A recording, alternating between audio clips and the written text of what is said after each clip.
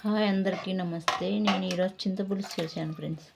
ఇది ఎలా చేయాలో మీకు వీడియోలో చూపిస్తాను రండి ఫ్రెండ్స్. చాలా బాగుంటుంది, టేస్ట్ అయితే చాలా సూపర్గా ఉంటుంది.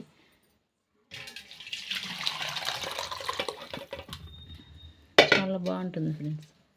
అన్నం లేక కూడా చాలా బాగుంటుంది. ఏమన్నా ఫ్రై అవి ఇవి చేసుకున్నా దానికి కూడా బాగుంటుంది ఫ్రెండ్స్.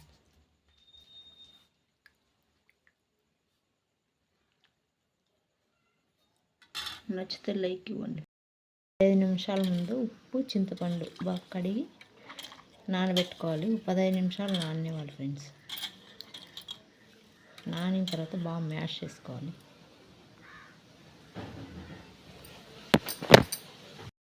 ఇలా చేత్తోనే బాగా మ్యాష్ చేసుకొని తొక్కంతా పక్కన వేసేయాలి ఫ్రెండ్స్.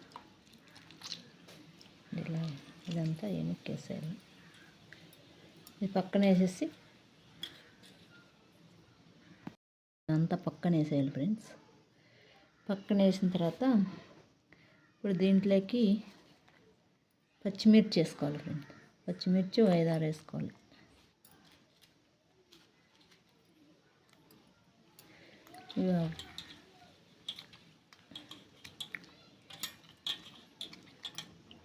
ఇప్పుడు చితక్కొట్టుకున్న 5-6 వెల్లుల్లి రుబ్బులు వేసుకోవాలి. తెల్లగడ్డలు,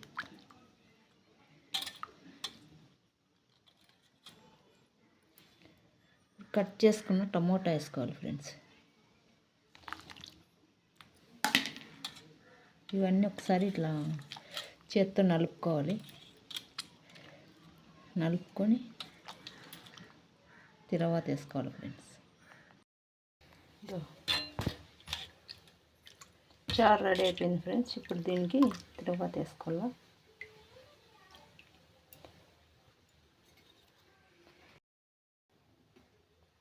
ఫస్ట్ 1.5 స్పూన్ ఆయిల్ వేసుకోవాలి.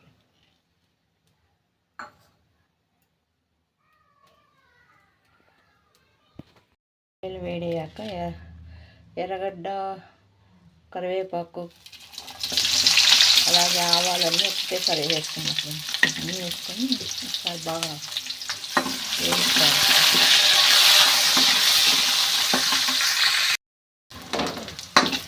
తర్వాత వేగింది ఈ పులుసు అందులో పోసుకోవాలి.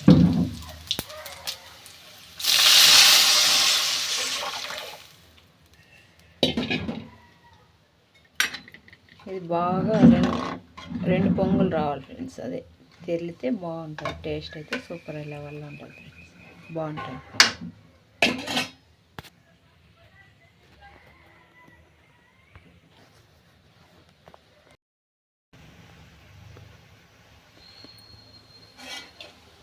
చూసారా, కూర రెడీ అయిపోయింది. కూర రెడీ అయిపోయింది. ఇప్పుడు ఇంకా స్టవ్ ఆఫ్ చేసుకునేస్తుంది. ఇలా బాగా తెలితే స్మెల్ భలే వస్తుంది.